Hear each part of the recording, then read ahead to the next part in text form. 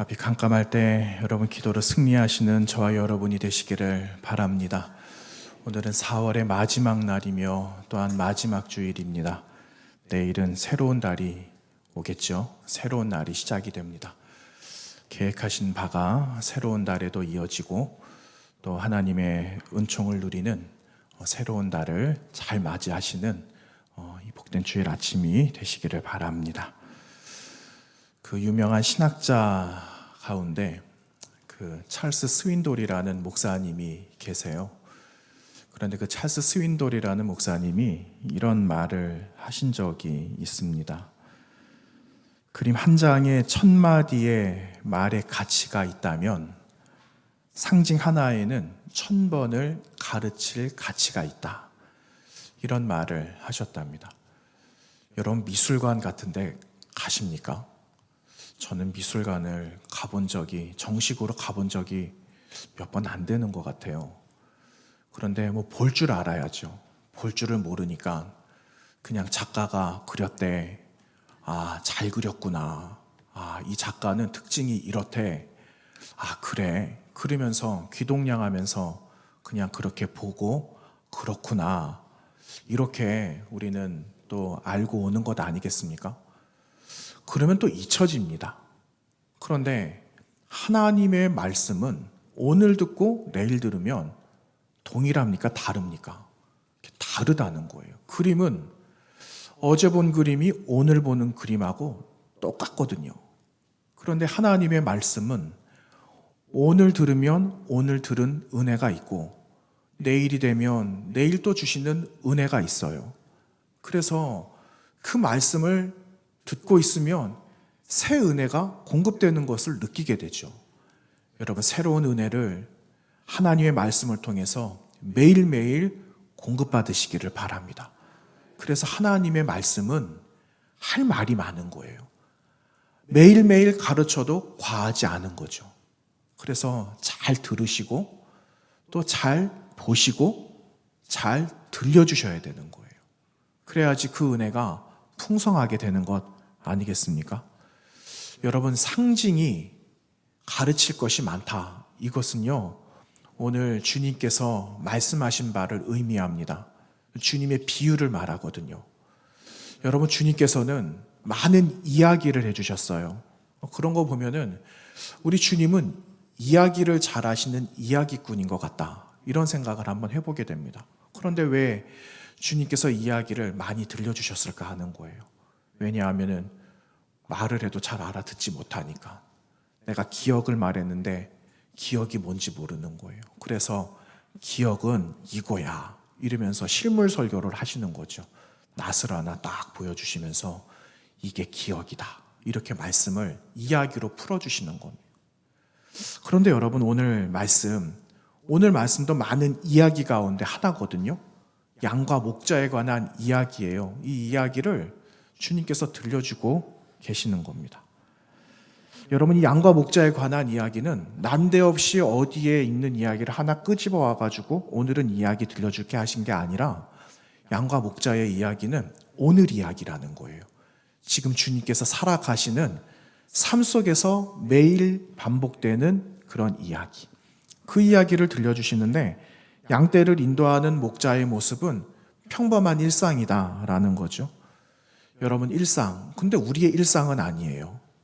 여러분, 이 일상은 어떤 거냐면은 그냥 우리가 차를 타고 매일 어디를 가는 거. 이 일상이잖아요. 이와 같은 삶을 목자가 양을 치면서 살아가는 평범한 삶이다라는 것을 비유로 들려주시면서 깨닫게 하시는 거죠. 그런데 여러분, 지금 양과 목자의 이야기를 이제 막 언급을 했는데 여러분, 양과 목자의 관계가 어떤지 우리는 잘 알 수가 없어요. 첫 번째는 우리의 삶이 그와 다르기 때문에. 여러분, 양을 쳐보신 분이 계십니까? 어린 시절에 혹시나 소 이렇게 치신 적 있으세요? 소 염을 주신 분들은 또 계실 것 같아요. 그런데 우리는 정식으로 양을 치거나 소를 치거나 돼지를 치거나 하는 그런 농장이나 이런 일을 해본 적이 없다라는 거예요. 그래서 양과 목자의 관계가, 이 이야기가 조금 생소하게 들릴 수도 있다는 거죠. 그리고 주님께서 말씀하신 이 말씀은 무려 한 2000년 너무너무 오래전에 쓰신 이야기, 들려주신 말씀이기 때문에 사실 우리가 쉽게 공감하기가 어려운 현실이다라는 것을 한번 생각해 볼 수가 있습니다. 그러다 보니까 이 이야기가 마음에 딱 와닿지가 않아요. 그런데 여러분 참 아이러니하죠. 이 말씀을 듣고 있는 청중들이 있잖아요. 주님께서 말씀하시는데 청중들이 많았을 거 아니에요? 그런데 그 청중들이 예수님의 말씀을 알아듣지 못했다라는 겁니다. 오늘 말씀에도 기록되어져 있어요. 6절에 보시면은 예수께서 이 비유로 그들에게 말씀하셨으나 그들은 그가 하신 말씀이 무엇인지 알지 못하니라. 깨닫지를 못했습니다 하는 말씀이 6절에 기록되고 있습니다. 여러분, 목자들이 왜 양을 칠까요? 목자들이 양을 치는 가장 큰 이유는요, 털을 얻기 위한 거래요. 털을 깎아주고 또 시간이 지나면 또 이만큼 불어나잖아요, 양들은. 그런데 양들은 털을 또 깎아주지 않으면 또 스스로 못 일어나요. 이 참 바보 같은 모습이 양에게 있어요. 이 양털을 가공을 할 거 아니에요. 그러면은 이 양털에서 얻게 되는 이익이 엄청나다라는 거예요. 옷도 만들어 입죠. 여러분 아마 되게 양털 이불 하나 가지고 계신 분도 아마 계실 것 같아요. 양털 이불도 만들죠. 보온 효과가 좋고 부드럽고 이러니까 가치가 높은 거예요. 그러니까 양을 잘 키우는 거죠. 그런데 만약에 양을 한 마리 잃어버렸다. 그러면 여러분 어떻게 하시겠습니까? 우리 주님은 양 100마리가 있는데 한 마리 잃어버리면 한 마리 찾으러 가신다고 그러잖아요. 그런데 사실은 여러분 목자의 삶이 그렇대요. 그 한 마리 없어지는 게 대수롭지 않게 못 여긴답니다. 왜 그러냐면은 나중에 개체를 번식을 시켜야 되거든요. 그런데 그 한 마리가 개체 번식 시키는 데에 막중한 그 도움이 된다라는 거예요. 그러니까 한 마리가 없어지고 또 한 마리가 없어지고 이렇게 되면 이 목자가 어려워지게 된다라는 거죠. 그러니까 이 양은 한 마리 양도 놓치지 않는 거예요. 잘 돌보는 거죠. 이 양이 알아요. 양이 목자가 나를 어떻게 사랑하고 돌본다라는 거를 압니다. 한 해, 두 해도 아니고 늘 그렇게 나를 이끌어주는 그 목자를 보고 따라가는 거죠. 이와 목자의 관계, 이 양과 목자의 관계가 이게 일상, 평범한 이야기, 유대 땅에 지금도 이렇게 살아가는 이야기, 그 이야기를 가지고 와서 주님께서 양과 목자의 관계, 나와 너와 관계다, 이렇게 말씀하시면서 말씀해 주시고 있는 거죠.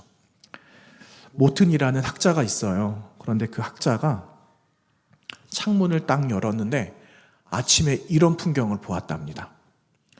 이른 아침에 베들레헴에서 멀지 않은 곳에서 특이한 광경을 보았습니다. 두 목자가 한 동굴에서 양떼와 더불어 밤을 지냈던 모양입니다.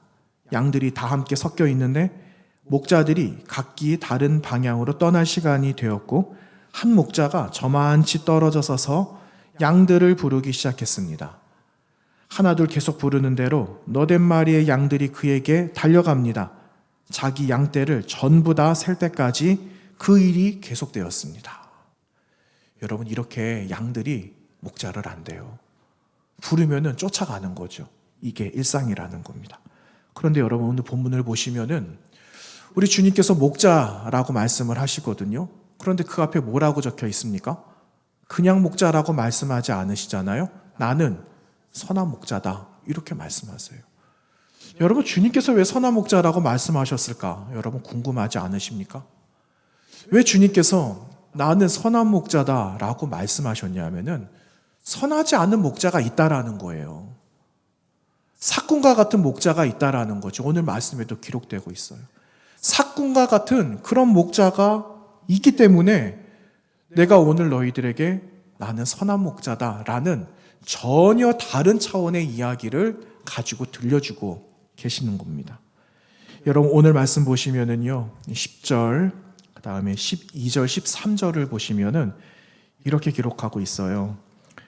도둑이 오는 것은 도둑질하고 죽이고 멸망시키려는 것뿐이요, 삭구는 목자가 아니요 양도 제 양이 아니라 이리가 오는 것을 보면 양을 버리고 달아나나니 달아나는 것은 그가 삭군인 까닭에 양을 돌보지 아니함이라. 이렇게 말씀하고 있어요. 삭군이 양을 돌봅니까? 안 돌봐요. 삭군은 내가 100원을 받았으면 100원어치만 일하는 거예요. 그 다음에 시간이 어떻든 간에 넘어가면 나는 그냥 곧바로 퇴근하는 거죠.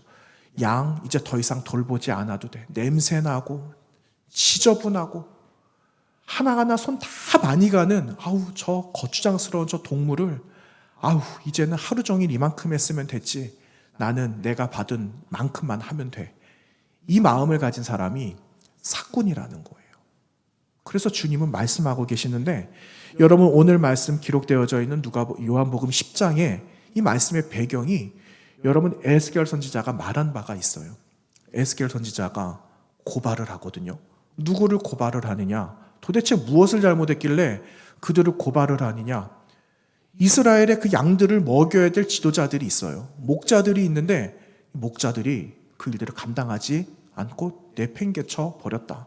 이거를 고발하고 있어요.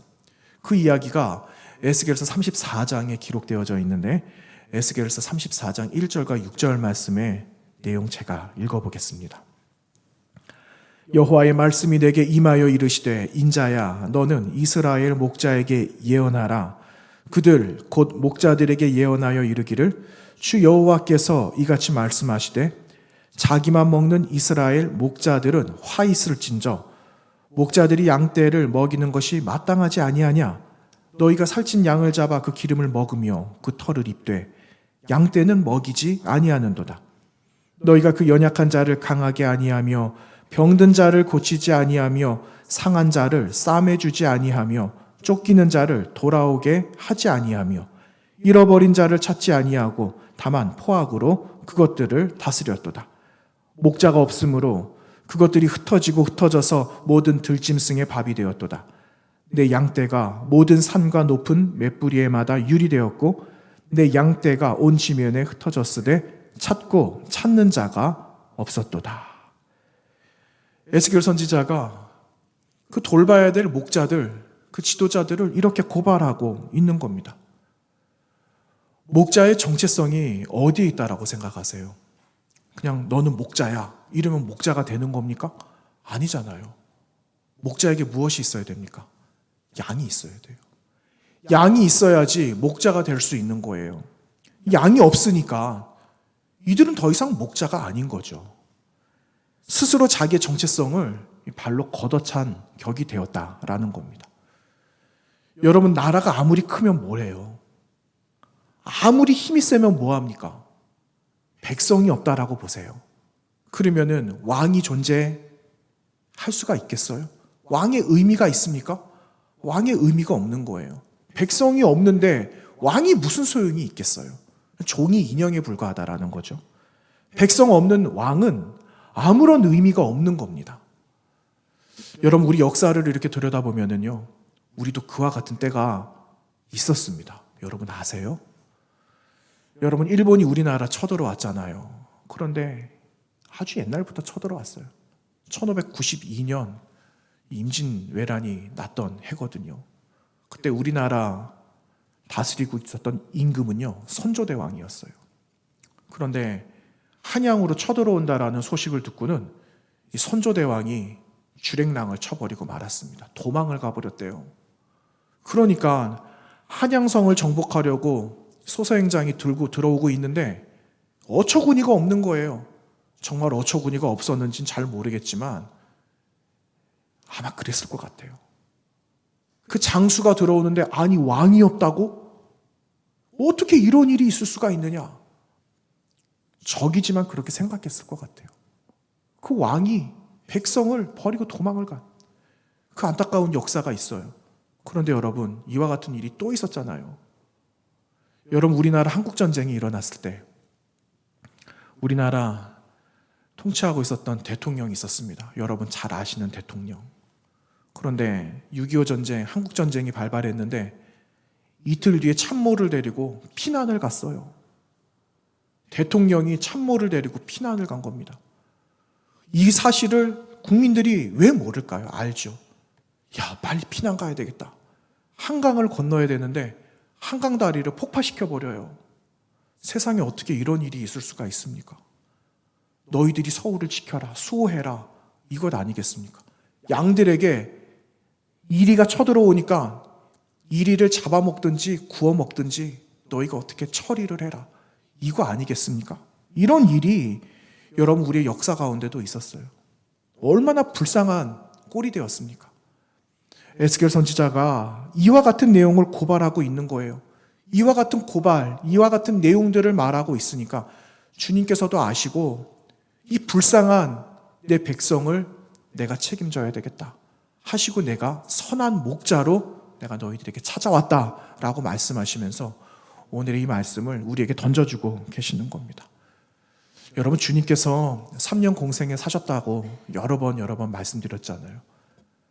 33년을 사시면서 3년 공생에 사셨는데 3년 동안 주님이 하신 것이 여러분 어떤 사역이 대부분이셨습니까? 주님께서 많은 사역을 하셨는데 이 복음서의 내용을 보면은 우리 주님께서는 어려운 사람들과 같이 계셨다는 거예요. 어려운 사람들을 떠나신 적이 없어요. 주님, 저 배가 고픕니다. 그러면 먹을 거 주시잖아요. 먹을 거 주셨어요. 앞이 안 보이는 사람을 보시고는 주님께서 앞도 보게 해주셨어요. 그리고 병 들어가지고 10년, 20년, 30년, 거의 40년이 되어가고 있는데 병을 치료하지 못하는 한 불쌍한 여인, 피가 마르지 않는 이런 여인을 불쌍히 여겨주셔서 병도 고쳐주셨어요. 일어나오지를 못하는 이 안타까운 사정 가진 사람을 일어나켜 주시는 일도 있었고 심지어 죽은 사람도 살리는 그런 일들을 주님께서 보여주시지 않으셨습니까? 왜냐하면은 이들을 보니까 이들 꼴이 불쌍하거든요. 그래서 주님 말씀하시잖아요. 내가 이들 보니까 목자 없는 양 같다 말씀하신 바가 있어요. 마태복음 9장에 무리를 보시고 불쌍히 여기시니 이는 그들이 목자 없는 양과 같이 고생하며 기진하니라.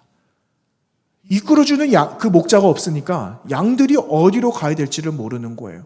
꼴을 먹여주어야 되는데 꼴을 먹일 목자가 없으니 기진할 따름이죠. 이 양들 처지가 이렇게 되었다라는 거예요. 그래서 주님께서 내가 선한 목자다. 내가 너희들을 위해서 먹여주겠다. 입혀주고 내가 심지어는 생명까지 내어주겠다라고 말씀하고 계시는 겁니다. 그 목자가 누구시라고요? 여러분의 목자예요. 제 목자이기도 하고요. 여러분, 길을 가다 보면은 버려진 동물들이 많아요. 버려진 동물들.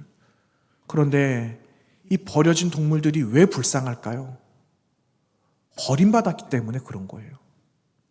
선택받지 못한 존재가 되어서 이 동물들이 불쌍한 존재가 되었다라는 거예요. 여러분, 누군가의 선택을 받지 못하면은 이 동물들을 어떻게 하는지 아세요? 합법적으로 안락사를 시켜요. 여러분, 이게 유일한 방법이라고 이야기합니다. 그래서 동물들을 돈 주고 사지 말고 이거 입양하세요. 사람들이 많이 이야기를 하더라고요. 그런데 그것마저도 선택을 받지 못하면은 죽는다니까는요. 그런데 그 죽는 게 합법적이라고 이야기를 해요. 여러분, 죽는 게 어떻게 합법적이 될 수가 있겠어요? 그건 말이 안 되는 건데 참 말도 잘 갖다 붙이는 것 같아요. 합법적인 안락사를 시킨다라는 거예요. 이상하죠? 여러분, 우리를 위해서 십자가의 대속의 죽음을 맞으신 주님도 여러분 두려워하셨어요. 주님이 그 마지막 고난의 잔을 받으셔야 되는 마지막에 하나님께 기도하시거든요. 아버지, 이거 피할 수 없겠습니까? 왜? 너무너무 두렵기 때문에. 죽음은 두렵고 가장 큰 고통이었기 때문에 주님도 하나님께 이것을 간구하셨던 거예요. 너무너무 두려우셨기 때문에. 그런데 여러분, 유대 지도자들은요, 그들이 돌봐야 되는 그 양들을 버렸다라는 거예요. 그들과 가까이 하면은 손해보는 일이 있을 거야 라고 생각을 하는 거죠.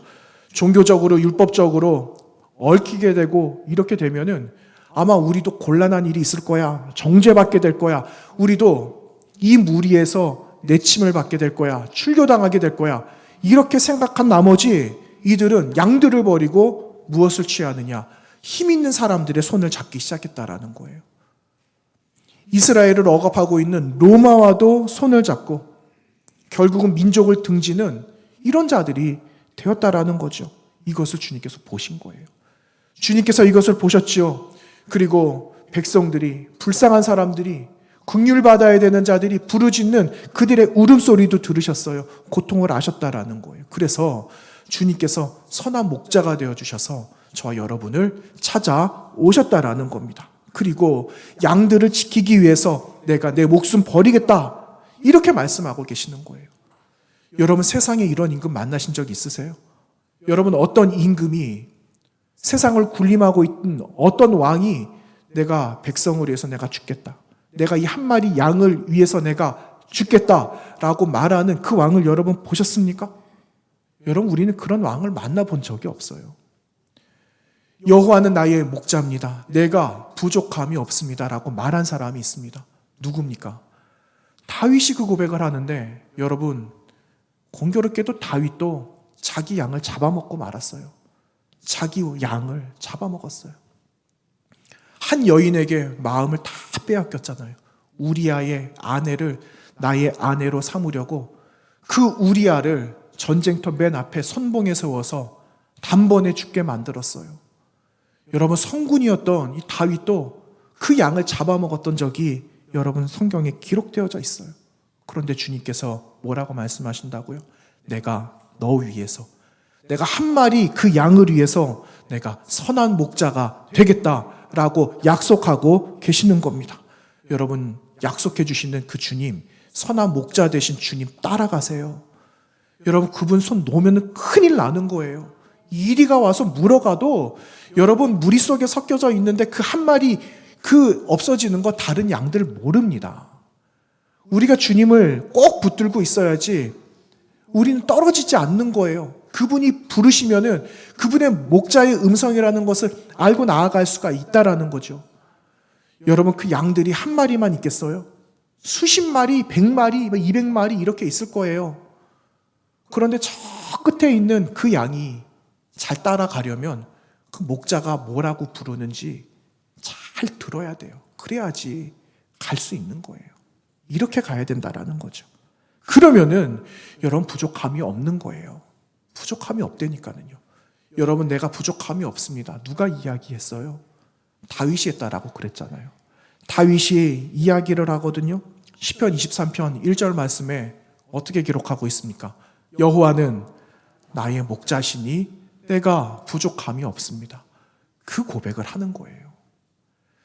여러분, 시편 23편 말씀을 이렇게 떠올려 보세요. 1절에서 6절까지 말씀인데, 여호와는 나의 목자시니 내가 부족함이 없습니다. 그 고백을 하면서 아마 우리는 멋진 그림 한 장 그릴 수 있을 것 같아요. 푸른 풀밭을 그리시겠죠. 그리고 푸른 풀밭에 누워 있어요. 다 누워 있어요. 그러면은 하늘에 뭉게구름이 막 지나갈 거예요. 파란 하늘이 보일 거예요. 너무너무 아름답죠. 그러면서 나의 마음이 평안하다, 이렇게 우리는 고백할 수 있을 거예요. 그런데 여러분, 반전이 있어요. 시편 23편의 이 말씀은요, 평온해서 모든 것이 다 만족스럽기 때문에 여호와는 내 목자입니다라고 고백하는 고백의 노래가 아니라는 거예요. 여러분, 이 노래는요, 언제 썼냐 하면은 가장 힘들 때, 가장 위험할 때, 쫓기는 상황에 있을 때 그가 하나님은 내 목자입니다라고 고백하고 있는 노래라는 거예요.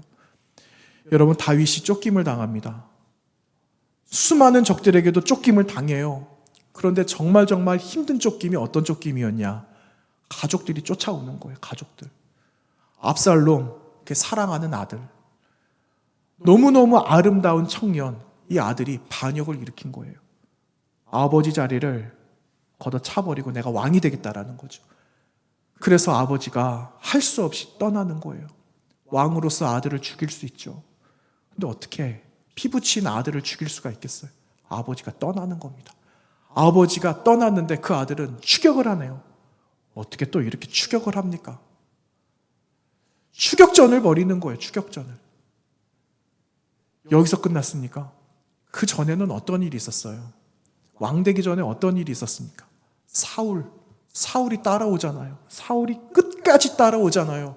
무슨 유도탄 하나 싸가지고 끝까지 내가 잡을 때까지 달려가는 것처럼 그렇게 쫓아가잖아요. 여러분, 다윗이 힘이 없었겠습니까? 다윗이 능력이 없었겠어요? 그런 거 아니에요. 다윗은 할 수 있어요. 그런데 그가 하지 못한 이유가 있습니다. 사랑하는 내 아들이기 때문에. 또 하나님께서 기름 부어주신 하나님의 사람이기 때문에 다윗이 손을 못 대는 거예요. 하나님을 경외하는 거죠. 단번에 처단할 수 있지만 하나님을 경외하는 그 마음이 다윗의 마음의 바탕이었기 때문에 그가 그의 성정대로 하지 않는 겁니다. 여러분, 그가 생각할 때 이 무언가 잘못되었어. 이거 무언가 꼬여도 잘못 꼬인 일이야 라고 생각을 했겠죠. 했을 수도 있겠죠. 그러나 그가 마음에 요동치는 마음으로 마음에 순종하지 않고 하나님께서 주시는 마음에 이끌림 받아서 그가 그 말씀 앞에 순종하는 겁니다. 하나님을 신뢰하는 거죠. 하나님을 끝까지 신뢰했던 그 마음을 버리지 않는 거예요. 상황이 어떻게 바뀌어진다라 그래도 이 상황을 하나님께서 변개하거나 다른 걸로 나에게 어려움 주시는 분이 아니다라는 그 마음의 확신이 다윗의 마음에 있었다라는 겁니다. 그리고 나서 그가 고백했던 그 고백이 무슨 고백이냐? 시편 23편 1절의 말씀이에요. 한번 다 같이 고백해 볼까요? 여호와는 나의 목자시니 내가 부족함이 맞습니다. 여러분, 여호와는 나의 목자이기 때문에 여러분의 목자가 되시는 거예요. 부족함이 없다. 주님께서 목자가 되어주시니까는 채워주실 거야. 이것도 있겠지만 이거는 후자예요. 먼저 약속되어지는 것은 그분이 나의 목자가 되어주신 그 약속을 믿는 것. 나도 그분을 신뢰하는 것. 이거 하나면 되는 겁니다. 주님이 나의 목자가 되시니까 그것만으로도 됩니다 하는 그 고백이 여러분 오늘 저와 여러분의 고백이 되시기를 간절히 원합니다. 하나님이 나의 목자가 되시고 주님께서 나의 목자로 오셔서 생명까지 버리셨는데 여러분 무엇이 두렵겠어요? 여러분 무엇이 근심이 되겠습니까? 근심이 되어서 무언가를 방패를 치려고 하는 게 있습니까? 그거 걷어내세요. 이미 주님께서 목자 되어주셔서 우리 앞에 탁하니 서게 주신다는 사실이죠. 여러분 누구도 세상의 그 무엇도 선한 목자이신 주님은 막을 방법이 없어요. 여러분 이 사실을 믿으시기 바랍니다. 그리고 고백하세요. 주님은 나의 목자가 되신다라는 그 고백을 여러분 오늘 이 아침에 저 여러분의 고백이 되기를 간절히 원하는 것입니다. 여러분 이 세상의 진정한 주인이 누굴까요? 세상을 만드신 우리 하나님이세요. 하나님이 보내주신 예수 그리스도 그분이 목자가 되시면 여러분 우리는 부족함이 없는 겁니다. 그가 고백합니다. 내가 사망의 음침한 골짜기로 다닐지라도 해를 두려워하지 않을 것은 주께서 나와 함께 하심이라. 주께서 나와 함께 하신다. 이 고백이 여러분 저와 여러분의 고백이어야 하는 겁니다. 그러면 내가 저 끄트머리에 가도 괜찮은 거예요. 주님 붙잡고 있으니까.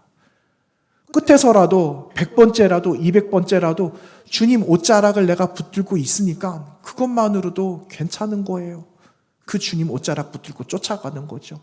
그런데 여러분 언젠가 때가 되면 옷자락 놔야 될 때가 있어요.